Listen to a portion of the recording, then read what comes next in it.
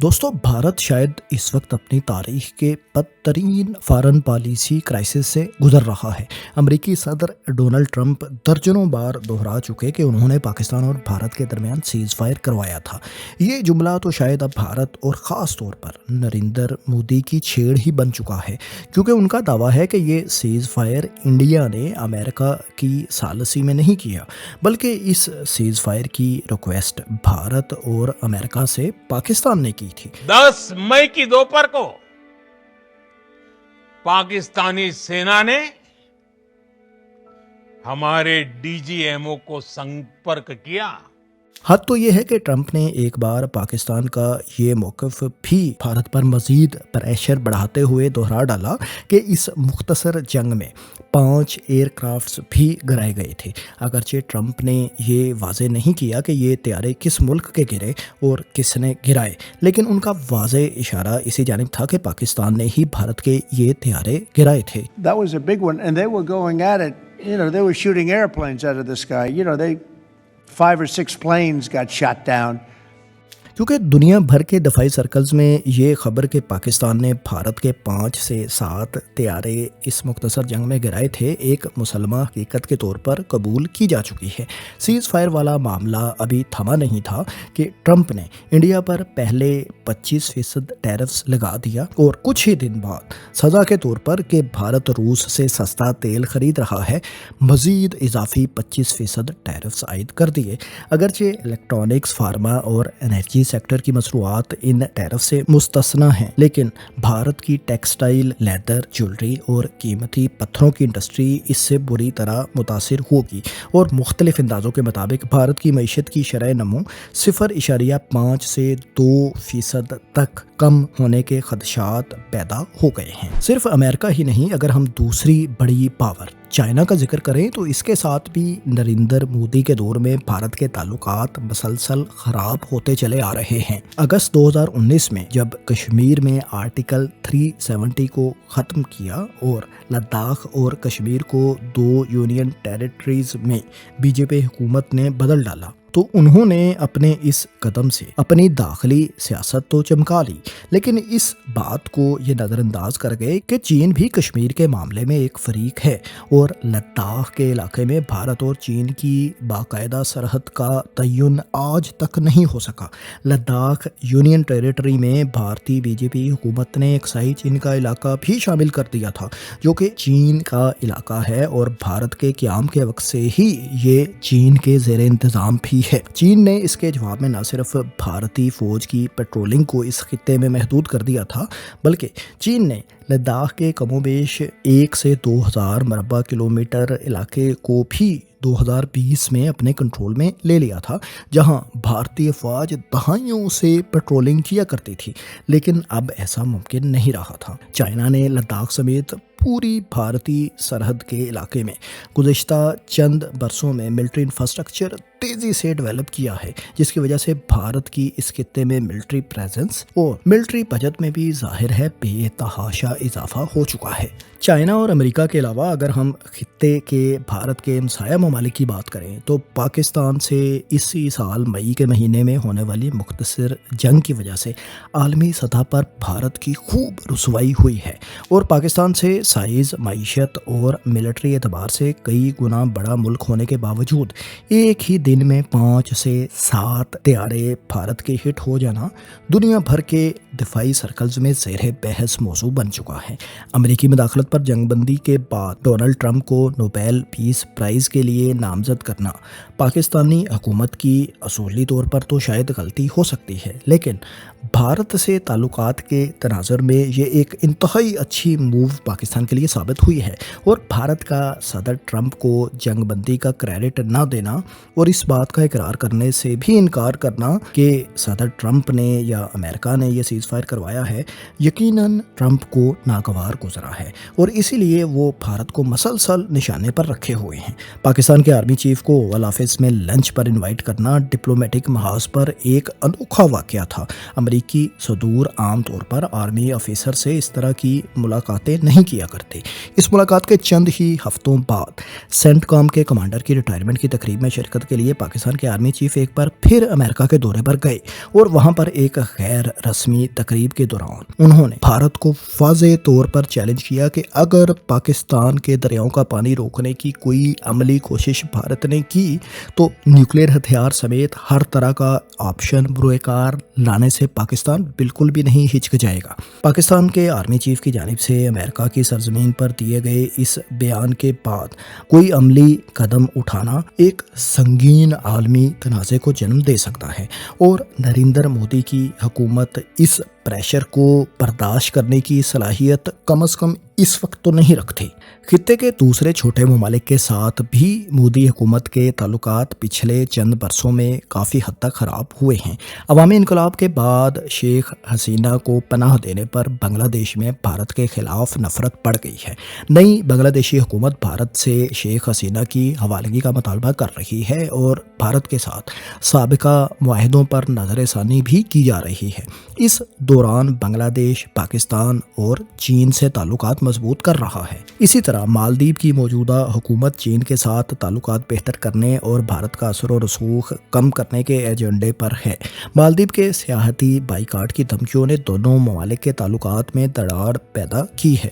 نیپال کی حکومت بھی بھارت پر اندرونی معاملات میں مداخلت، معاشی ناکہ بندی اور ہندوتوا ایجنڈے کو فروغ دینے کا الزام لگا رہی ہے۔ نیپال اور بھارت کے درمیان سرحدی تنازع بھی ابھی تک حل طلب ہے۔ دوستو، سوال یہ پیدا ہوتا ہے کہ بھارت جیسا بڑا ملک جس کی خارجہ پالیسی کی شہرت ہمیشہ اچھی رہی ہے اور انتہائی مہارت کے ساتھ بھارت کی خارجہ پالیسی دہائیوں سے امریکہ، چین اور روس جیسی بڑی پاورز کے درمیان بیلنس قائم رکھے ہوئے تھی، اس کرائسس کا شکار آخر کیوں ہو گئی کہ حالیہ مختصر جنگ میں بھارت کی کھل کر کسی بھی قابل ذکر نے حمایت تک نہیں کی؟ دوستو، دراصل موجودہ انتہا پسند بی جے پی کی نریندر مودی حکومت بجائے اپنے ملک کی لانگ ٹرم پالیسی اور مفاد کو پیش نظر رکھنے کے خارجہ اور ملٹری امور کو اپنے مقامی ہندوتوا سیاسی مقاصد کے لیے استعمال کرتی چلی آ رہی ہے۔ جب سے مودی کی حکومت آئی ہے، فارن آفس اور وزارت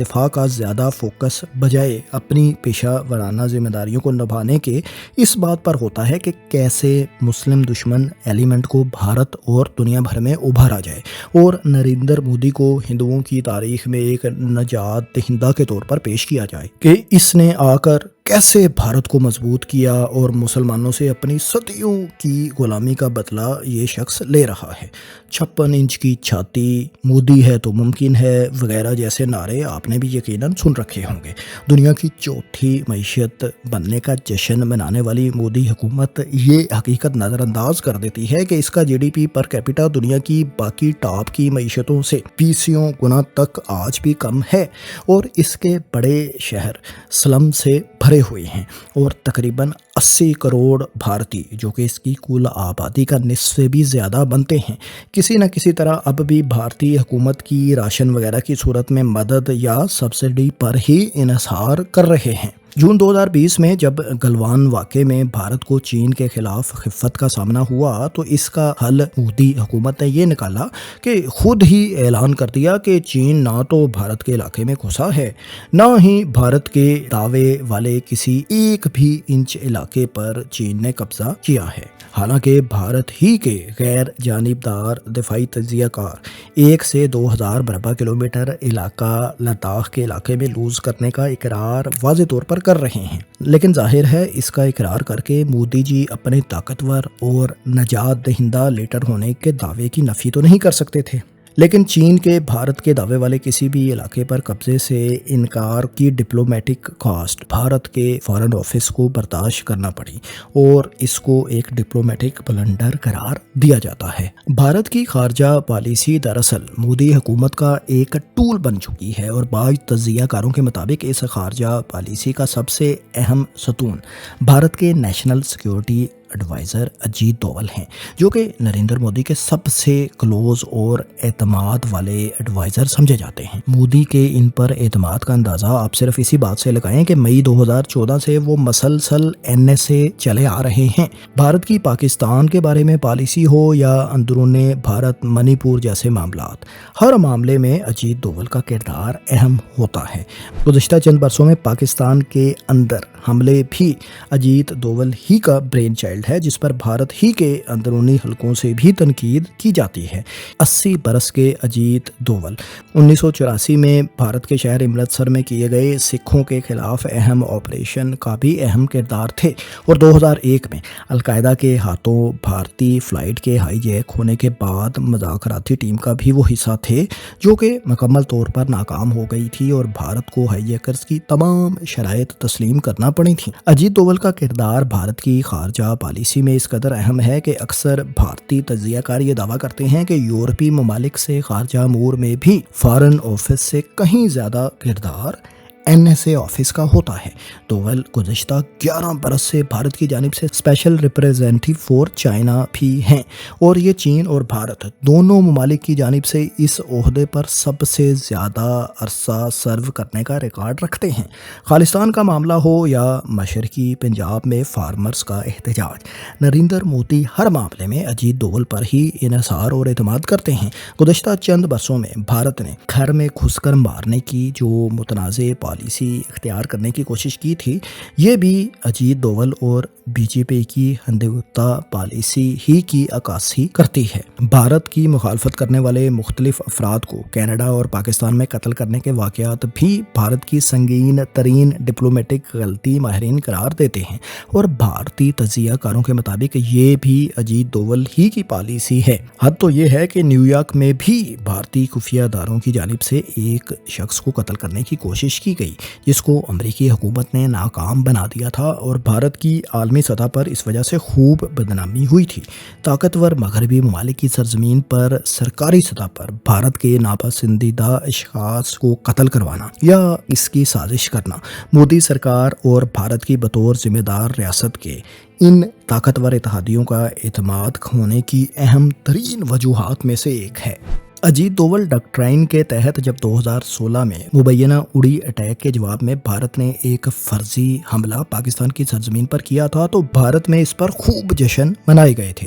حالانکہ پاکستان کے مطابق ایسا کوئی حملہ پاکستان کی سرزمین پر بھارت کی طرف سے کیا ہی نہیں گیا تھا۔ اسی طرح 2019 میں پلوامہ حملے کا الزام پاکستان پر لگا کر بھارت نے بالاکوٹ اسٹرائک کیا تو پاکستان کی جوابی کارروائی میں بھارت کو ہزیمت برداشت کرنا پڑی تھی، اور بھارت کے طیارے بھی گرے تھے اور ایک پائلٹ پاکستانی فورسز نے زندہ بھی گرفتار کر لیا تھا۔ لیکن ان تمام فوجی اور سفارتی ناکامیوں کو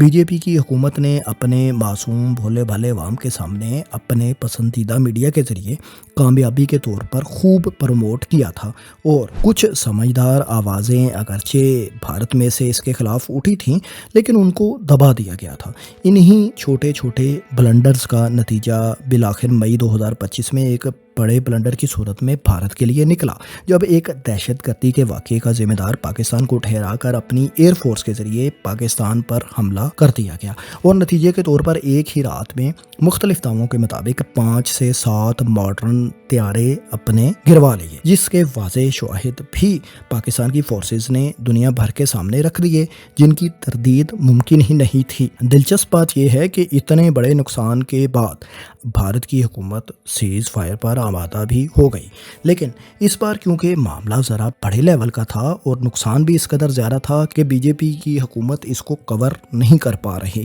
اور انڈیا کے اندر سے بھی اس بارے میں سوالات اٹھ رہے ہیں جن کے جواب بھارتی حکومت کے پاس نہیں ہیں۔ بھارتی حکومت اور فورسز کے موقف میں بھی وقت اور سیاسی ضروریات کے مطابق تبدیلی آتی رہتی ہے۔ پہلے اپنے طیاروں کی تباہی سے ہی انکار کیا گیا، بعد میں جب دنیا بھر نے تسلیم کر لیا تو بھارت کی کی سرکار کو بھی بالآخر اقرار کرنا ہی پڑا۔ بی جے پی کی حکومت پر جب شدید تنقید ہوئی تو اس بات کا انکشاف ہوا کہ پاکستان میں چند خالی عمارتوں کو نشانہ بنانے کے لیے بھارت کی ایئر فورس کو استعمال کیا گیا، اور پاکستان سے یہ توقع کی گئی کہ پاکستان کی ایئر فورس اس کا جواب نہیں دے گی اور اطمینان سے یہ حملہ پاکستان برداشت کر جائے گا اور بی جے پی کی حکومت کو اپنی مسلم دشمن ووٹ بینک کے سامنے ایک وکٹری کلیم کرنے کا موقع پاکستان فراہم کر دے گا۔ دلچسپ بات یہ ہے کہ بھارت کے ایک فوجی اہلکار نے خود اس بات کا اقرار کیا کہ بھارتی ایئر فورس کو آرڈر تھا کہ صرف انہی ٹارگٹس کو نشانہ بنانا ہے جو بھارت کے مطابق دہشت گردوں کا ٹھکانہ پاکستان میں تھے۔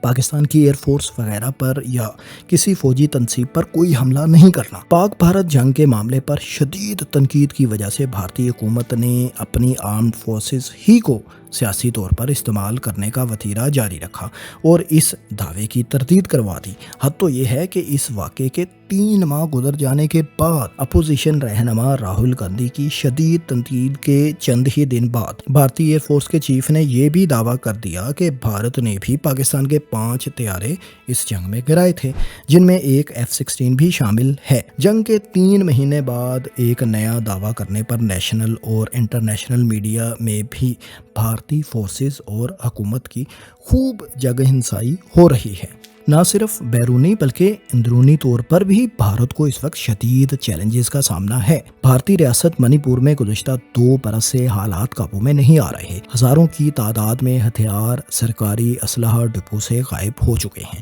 منی پور میں ریاست کے اندر ہی ایک طرح کا بارڈر 2 نسلی گروہوں کے درمیان عملی طور پر وجود میں آ چکا ہے، جو کہ یقیناً بی جے پی حکومت کی ناکامی کا مبولتا ثبوت ہے۔ اس سے پہلے مشرقی پنجاب میں کسانوں کے مطالبات کے سامنے بھی مودی سرکار پہلے بلند و بانگ دعوے کر کے بعد میں سرنڈر کر چکی ہے۔ ان تمام ڈپلومیٹک بلنڈرز کے علاوہ عالمی سطح کے بڑے تنازع مثلا روس یوکرین جنگ میں کھل کر امریکہ اور یورپ کی سائیڈ نہ لینے اور روس سے مسلسل آئل خریدنے کی وجہ سے بھارتی حکومت یورپی اتحادیوں اور امریکہ کے غیظ و غضب کا شکار بھی اس وقت ہے۔ اگرچہ بھارت کا موقف ہے کہ روس سے تیل بائیڈن انتظامیہ کے گرین سگنل کے بعد ہی بھارت نے خریدنا شروع کیا تھا۔ اسی طرح اسرائیل ایران جنگ کے معاملے پر بھی بھارت نے کھل کر کسی سائیڈ کا ساتھ نہیں دیا تھا اور غزہ کے معاملے پر بھی بھارت دوگلی پالیسی ہی اپنائے ہوئے ہے۔ یہ وہ تمام سفارتی ناکامیاں ہیں جن کی وجہ سے بھارت شاید سفارتی لحاظ سے اپنی تاریخ کے بدترین دور سے گزر رہا ہے،